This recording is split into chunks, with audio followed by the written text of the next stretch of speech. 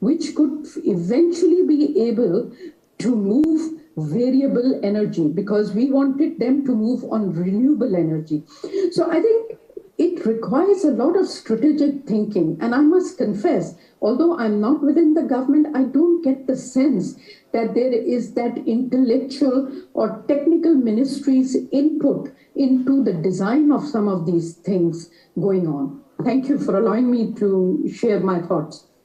No, thank you for sharing them. I think the kind of detail and the granularity that Dr. Akhtar talked about is something all of us need to be invested in. Those are the issues that actually make the transition possible from just talking about an issue to actually understanding what it would take. One of the people on the panel, and this goes for pretty much the entire panel, but Ahmed, you actually have also worked for a substantial period of time in the ASEAN region, and of course your current job is about connecting people. That's what telcos and technology is all about. Many of Pakistan's complaints about itself, about not having the kind of export profile that we should, those can be solved through dramatic improvement in what we export to the world in terms of technology, products and services. Again, this is one of those things, just like regional connectivity, we've been talking about for, it feels like almost 2 decades, and yet the reality is that, you know, the FBR will come and shut down the country's largest telco head office. That, I mean, there's many other things that have happened, including to Telenor, even, I mean, you know, people complain about Zong not being touched, but I think even Zong suffers when some of the decisions around spectrum auction and taxation are taken. So in an environment that seems to be hostile to technology and telcos, how are we supposed to be hopeful about digital connectivity? And again, Ali, that's a question I'm going to bring back to you. But Ahmed, sitting in the position that you're in, how do you put on a smiley face and pretend that this is actually doable in the environment that you currently operate in? Okay. Well, first of all, thank you for finally getting to me on the 3rd attempt. Telecom sector is kind of used to getting ignored when we talk about infrastructure, which is sad. So I almost gate crashed at the event this morning. I called Asfar and I said, listen, you're talking about... And how come... Okay. So I called Asfar and I said, listen, how come you're talking about infrastructure, but you don't really have anybody from the telecom sector? And that's the legacy mindset. Right? We have to change that mindset, because infrastructure is not just roads, hospitals, schools. It's also digital connectivity. And telecom is not just a sector as we have traditionally looked at it, it's a sector of sectors. So this sector will enable education, this sector will enable health, this sector will enable banking, it will enable commerce. And when we only take a very limited view of it, we end up making the wrong decisions, as the government has in the past, and I'm saying it very non-partisan manner.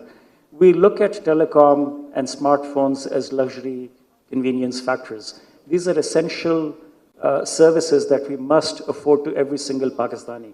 And as we are seeing what's happening in Balochistan and Sindh and even Punjab in the floods, your reliance on connectivity and communication is at the same level as it would be in a war level.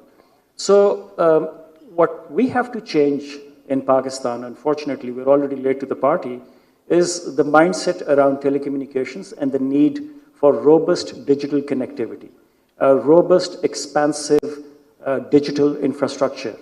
And if we continue to keep on looking at it as a governmental value capture, whether it is through the spectrum fees or right-of-way issues that all of the telecom fiber companies face, then we are basically going to be milking the cow today.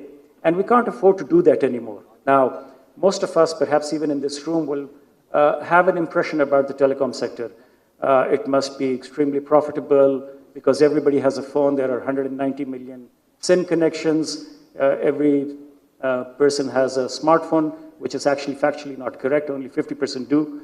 But while we have made a lot of progress over the years, in cricketing terms, I would say that our run rate is improving, but it is not at the required run rate level.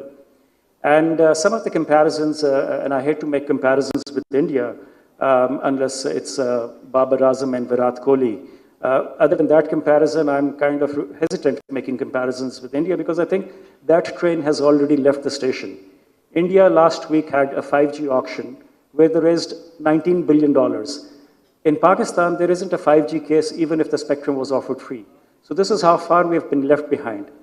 And in most of the comparisons, with the exception of affordability, Pakistan digital readiness or internet readiness is at the last quartile of every single comparison we make.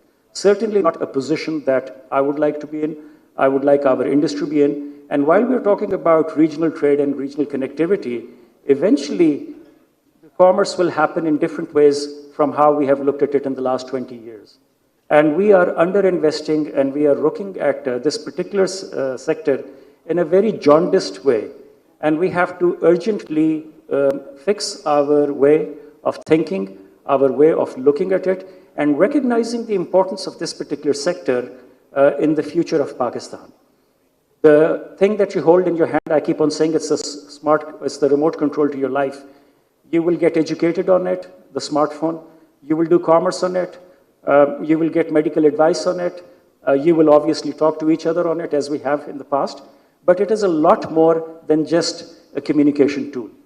Unless we change that mindset and unless we actually have an ambition as a country that there should be a smartphone in every hand and an internet in every home, we were not going to fulfill any of the connectivity ambitions that perhaps this forum would like to achieve and this country deserves to achieve.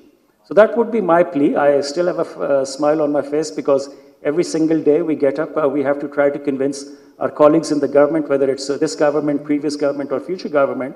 It's not that they do not recognize the importance of it. I think we operate in a complex environment where we have imperatives, and some of those imperatives are governmental value capture in the short term.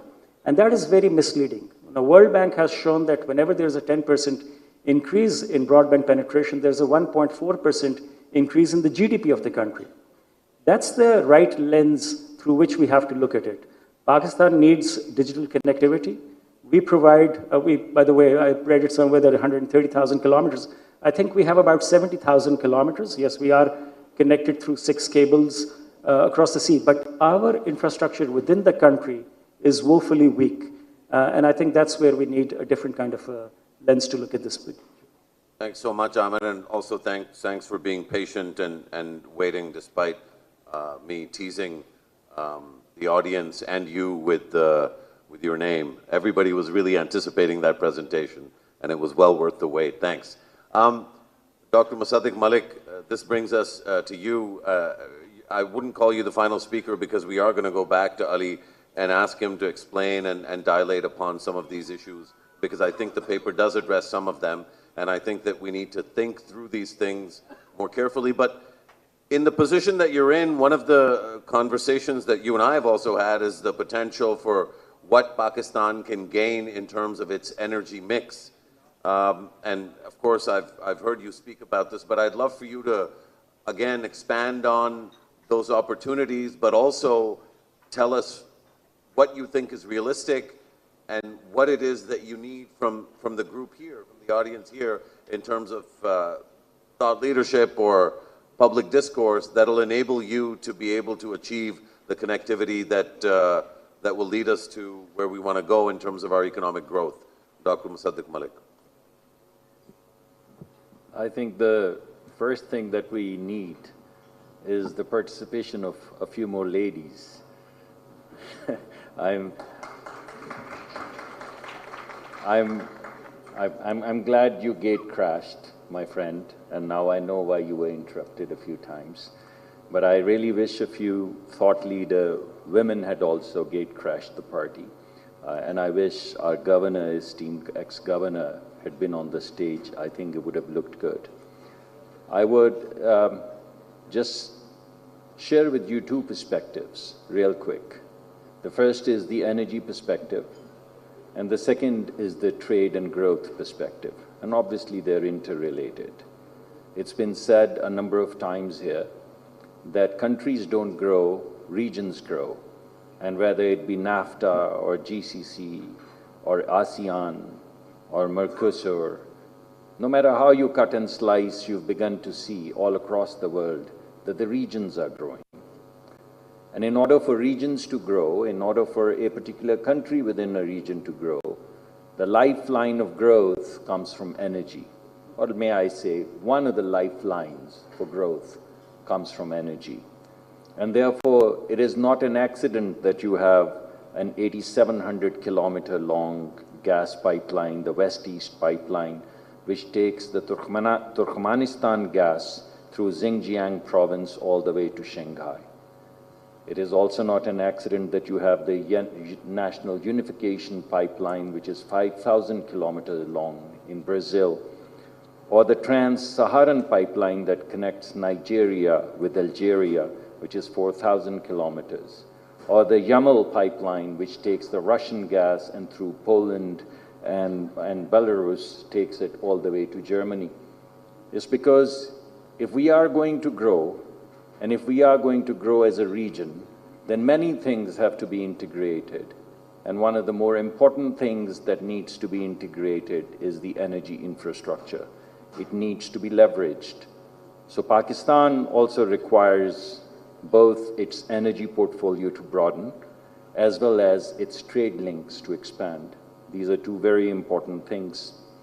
When you look at Pakistan's energy sector, you find that Pakistan has near about 90% exposure to the GCC. So what is the problem? Most of our energy needs, whether they be the LNG needs or the petroleum product needs or the crude, is all coming from the GCC. Well, there's a risk there, and the risk is the Strait of Hormuz. And that's just a 70-kilometer wide kind of little canal through which our entire energy comes through. And if for some reason, for some kind of God-given, God-created reason or human-created reason, if this 70-kilometer canal or the passage is choked, we're going to be tough out of luck. And therefore, it is mission critical strategically for us to broaden our portfolio of energy. Now, in order for us to broaden our portfolio of energy, we began at some point in time to look around. And we found a very important thing which has already been mentioned. We found out that Kyrgyzstan and Tajikistan have enormous hydro energy potential. We also found out that Kazakhstan, Uzbekistan, and most of all Turkmenistan, they have fossil fuels, enormous fossil fuels. Turkmenistan, I believe, is one of the largest gas reserves of the world now. So we said, what is it that they need? And we found out that they don't have any passage for exports. They are land-bound, landlocked, and they cannot export their energy, and they also cannot export their other factor inputs. And what is it that we don't have? We don't have the energy. We have people, we have infrastructure, reasonable infrastructure. I won't say a world-class infrastructure, but reasonable infrastructure which is ready to grow. But starting from, if you look back over the past 20 years, you find out every 6 to 5 years, 5 years, 7 years cycle, we go into darkness. We talk about so much energy, and then we go into darkness. Then we build up energy, then we say so much energy, then we go into darkness. So this cyclicality is costing us a lot. By one World Bank estimate, just a few years ago, we were basically losing about 2.5% of our GDP simply because we did not have energy. We need energy. They have energy. We have ports. We have infrastructure. We can export. They want to export. So it appeared to be a natural kind of, there appeared to be a natural synergy. So we started a bunch of projects a few years ago to diversify our energy risk. We started with CASA 1000. This was the Tajikistan and the Kyrgyzstan hydro energy. And we cut a deal or structured a deal where we could have access to anywhere from 1,000 megawatts to 1,300 megawatts of low-cost energy. And as my friend told me today, when we initially began, Harun told me, it was a 3-cent energy, very inexpensive energy. But when you started to load the security costs onto it, by the end of it, it became a 13-cent energy, which was not worth anyone's while. So 3 cent was okay. 13 cent was not. And what stood in the way was the cost of security. So this energy we can only have through Afghanistan. And the cost of insecurity or instability in Afghanistan was about 10 cents. So there's so much for CASA 1000 or 1300. The second project that we initiated was TAPI. TAPI was Turkmenistan, Afghanistan, Pakistan, India gas pipeline. It was a brilliant, fantastic project, very large project. Some people believe that it was simply there to mitigate the IP, the Iran pipeline project that we had initiated. But other people have a broader view and they think, no, in itself, it was a fantastic project. This was a 1,850-kilometer long project, which was worth about, which would require an investment of about $10 billion. But that was not the kicker. The kicker was not that the project required $10 billion. The kicker was that we could have access to most of that energy that was going to flow through the pipes for less than $500 million. And of those $500, the only amount that we had to invest in the way of equity was $200 million. So for $200 million, we could have 1.3 BCDF of gas from TAPI. So what went wrong? What stood in our way was Afghanistan. The same problem that we had with CASA 1000. We had the cost of instability. We had the cost of insecurity. And when you build the cost of instability and insecurity into what otherwise looks like a fantastic program, what do you end up having? Nothing. So what do we have? Nothing. We still have that paper plan, which is not going anywhere. The third project that we had was Iran-Pakistan gas pipeline. And this was another very good project, 780 kilometers of pipeline that would connect Gwadar all the way to Nawab Shah for about $2.2 billion. And we were well on our way. And what happened? What stood in our way? What stood in our way was regional instability again. So we had Iran. Strategically, what we wanted to do was diversify our portfolio. We want to mitigate the risk of the Strait of Hormuz and diversify our energy portfolio. And we found out, exploring everything, that in trying to mitigate that risk, we assumed the risk of Afghanistan's instability, and we assumed the risk of sanctions on Iran. So it didn't work very well. Now I'll basically shift gears. I'm not going to talk about, because I don't think today's topic is about the diversification of energy portfolio, because we have a fantastic renewable energy program which would use our indigenous resources to diversify our energy. But that's not the topic for today, because you're talking about regional connectivity.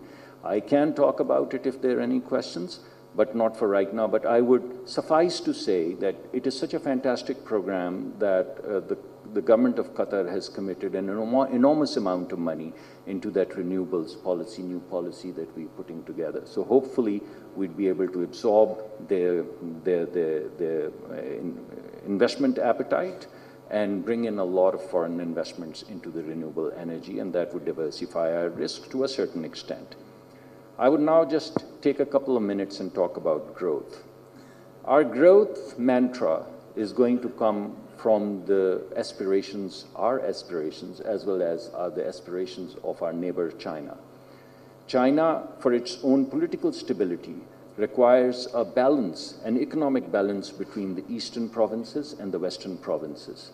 Therefore, they're committed to basically growing their western provinces, having growth, I believe, from 3% to 13% or 12% is their target of growth for the western provinces. And the only connectivity, much like Central Asia, or one of the connectivity pathways goes through Pakistan all the way to Gwadar. So that basically, as you guys know, the Belt and Road Initiative, therefore, is mission critical for the western provinces to grow. And Gwadar is the exit to ocean. Other than Gwadar, there's no exit to ocean that they have in the way of growing their western provinces. So our entire initiative, CPEC initiative, as well as the Port of Gwadar, become very important. So we have a chance. We can, if we can basically draw the energy from the Central Asian states. We can possibly put a train at Gawada and use that train, the LNG train, to begin to export LNG and not just become the importers of energy, but start to participate with the Central Asian countries to become an exporter of energy from the Gawada site. That could be one thing.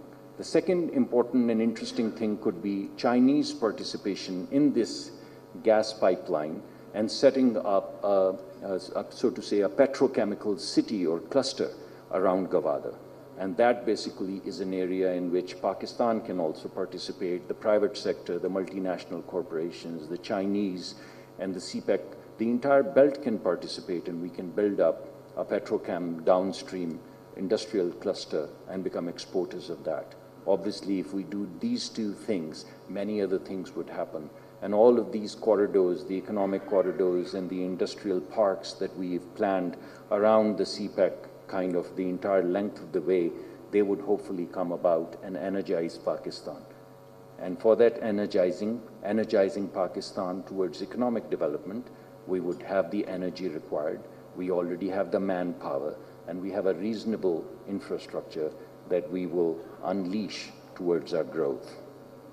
In summary, in regional connectivity and regional growth and Pakistan's position in that regional growth, what is the asset that we have?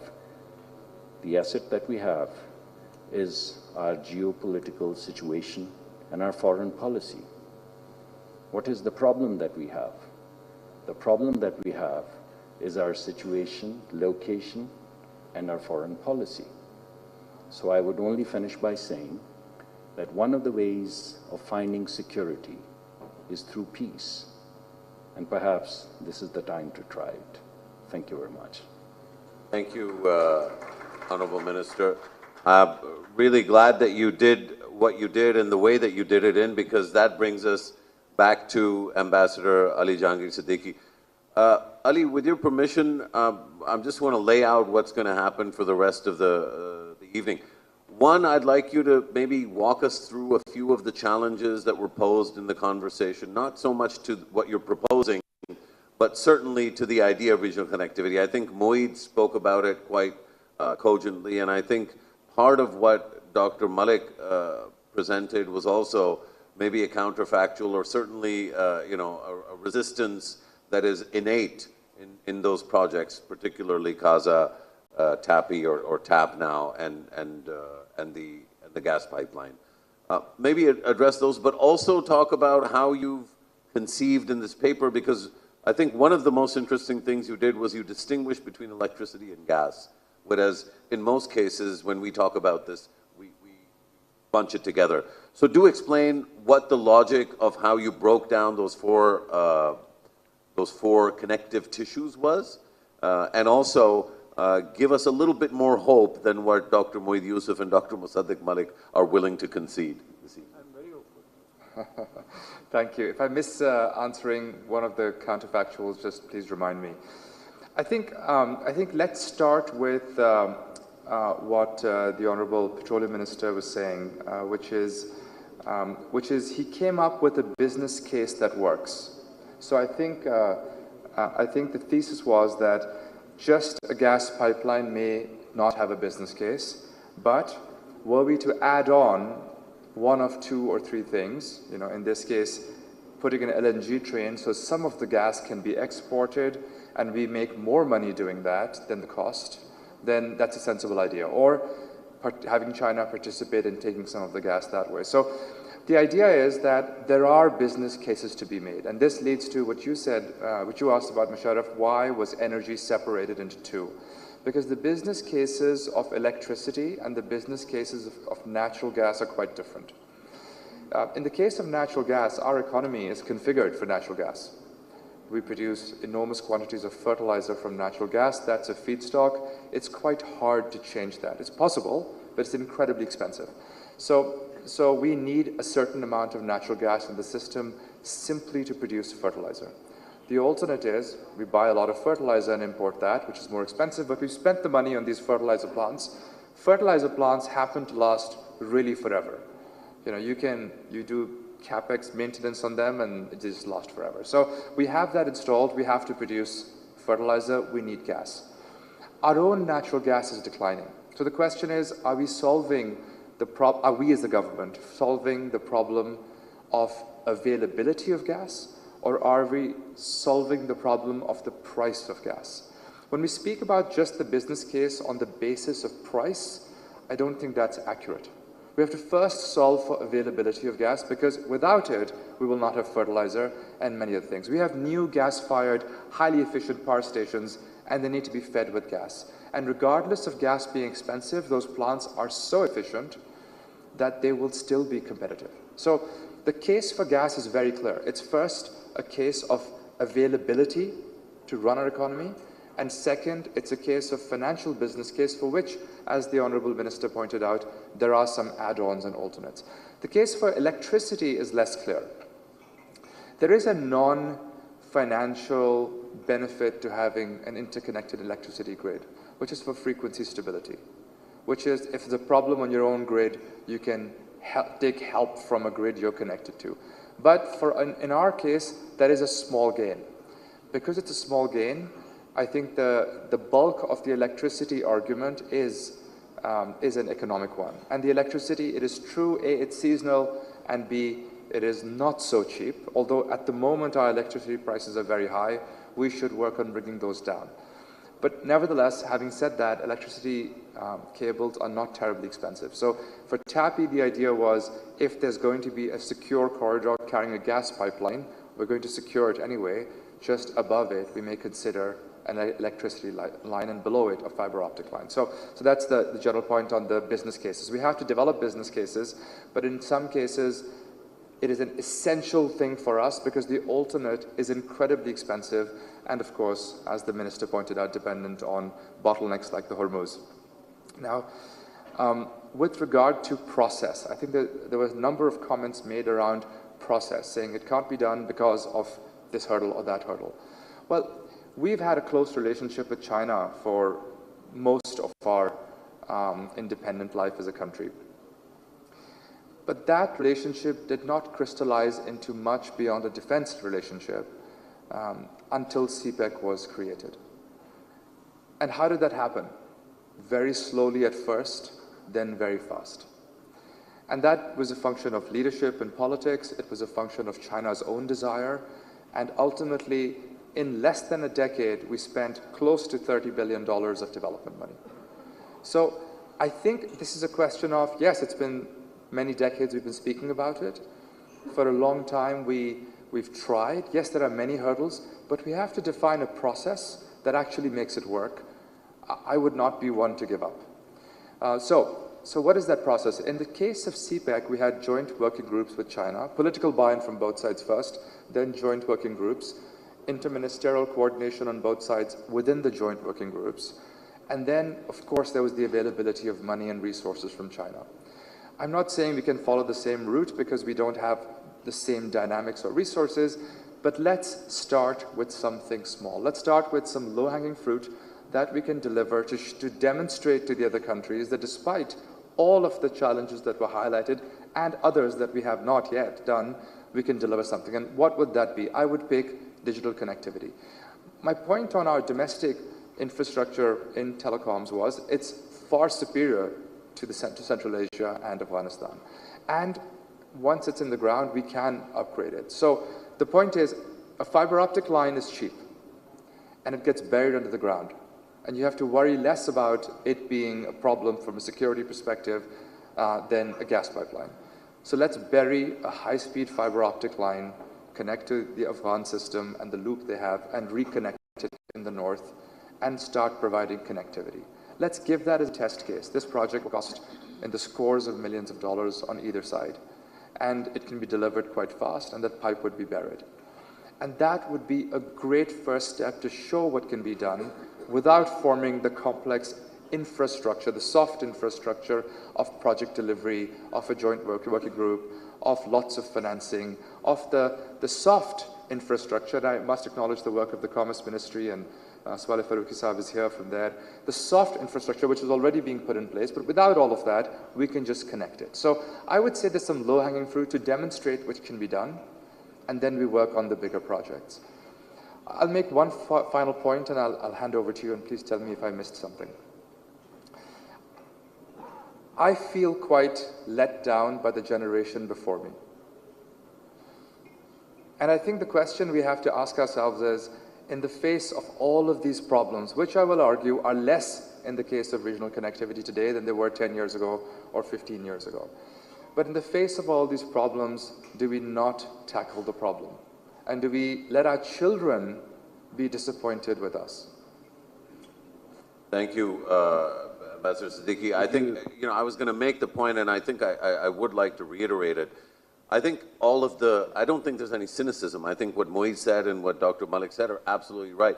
And I don't see Haroon here anymore, but, he's worked a lot on process. And, it's very clear that the Pakistani state, as it's configured today, is simply incapable of conducting the sophisticated and nuanced and detailed negotiations and engagements that are required for doing this with multiple countries.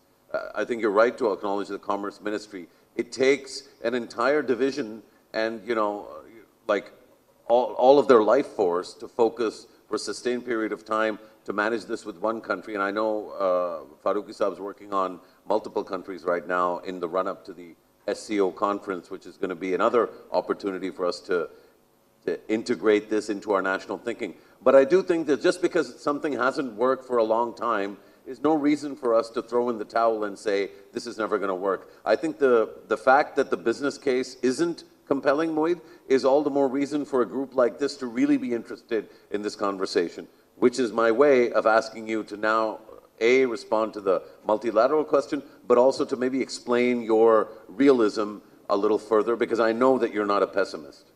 Thank you. Since you singled me out, and I think the sitting minister, I don't want to leave an impression that Pakistan's moving in some other direction. Look, the point is, I invested more time on connectivity. I think Commerce Ministry sitting here, I see the Foreign Office together than perhaps anybody at that time, looking at this strategically. The point I'm making is that much of the conversation we've had and what Ali is saying, it's a given.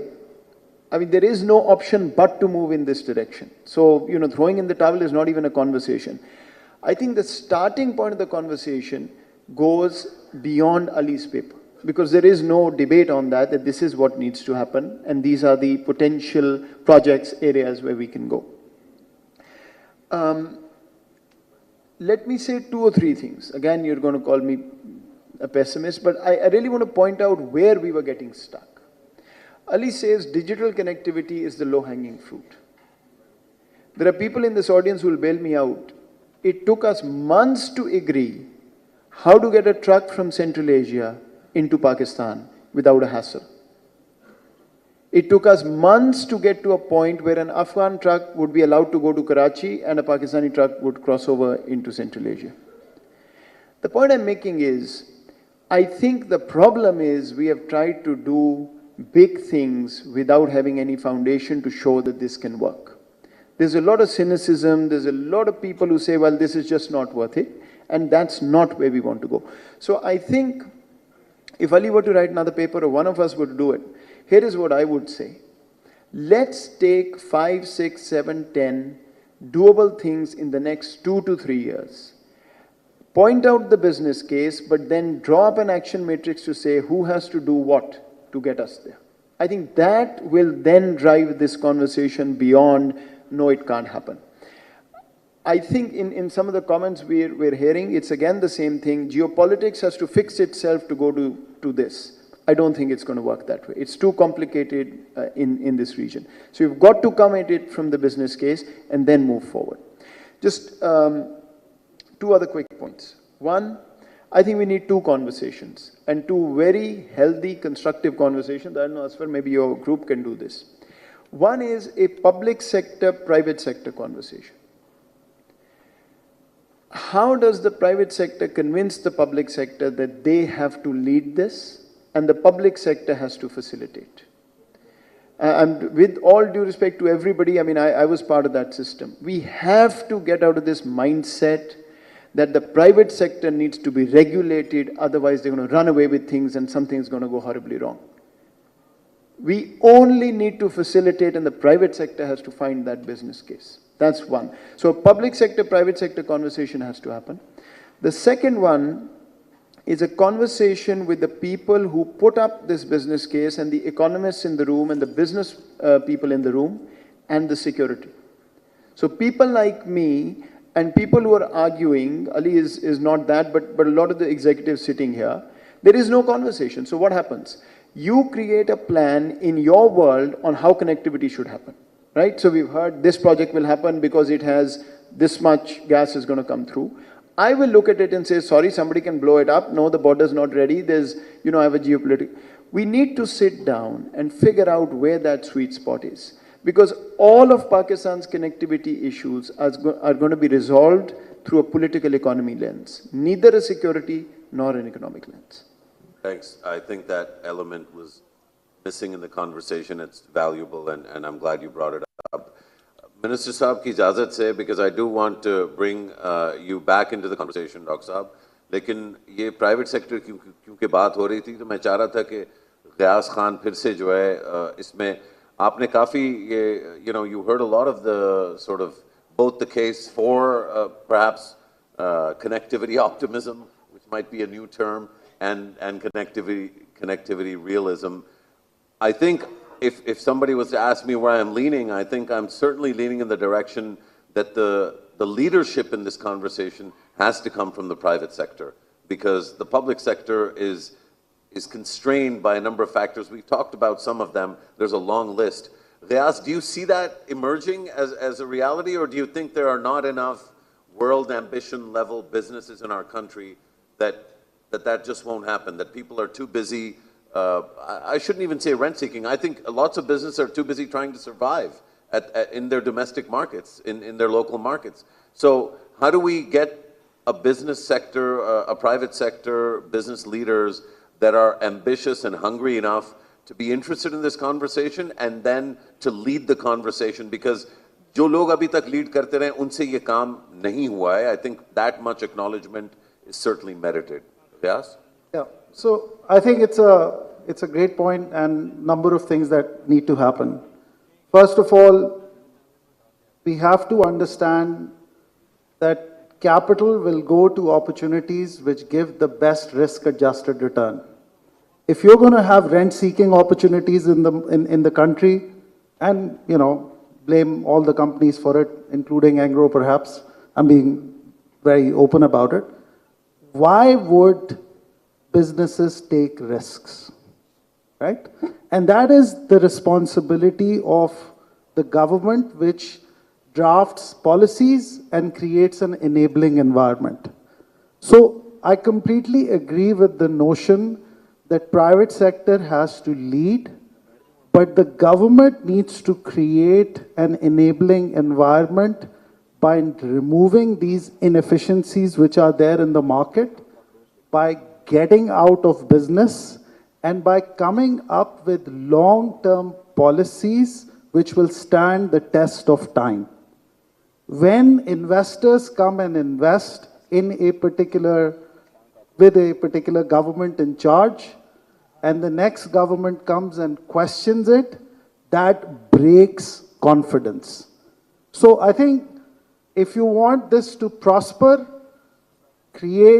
remove inefficiencies, penalize undocumented sector, government should get out of business, deregulate as much as possible, and come up with long-term policies, whether it's in petrochemicals, whether it's in agriculture, overall industrial policy, what have you. And then also be mindful of the fact that when you're creating when we're talking about connectivity, we're talking about international investments, and I can tell you that if a company like Engro wishes to invest more than $10 million in a country outside Pakistan, it will go right up to the cabinet for approval. And that's okay, because the reality is that we are very cash strapped, right? We're in a massive foreign exchange crisis situation. So it's kind of understandable.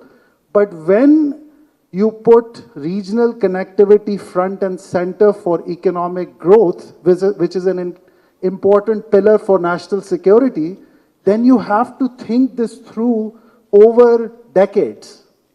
Right? And I guess that's what it comes down to. No, I think that's a really, I think quite a brilliant point and a great segue.